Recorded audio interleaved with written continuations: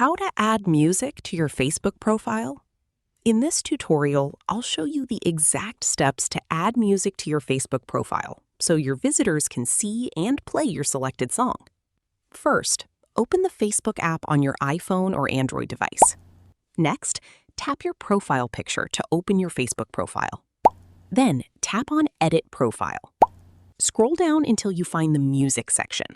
If you don't see it immediately, keep scrolling through your profile tabs until it appears. Tap Music.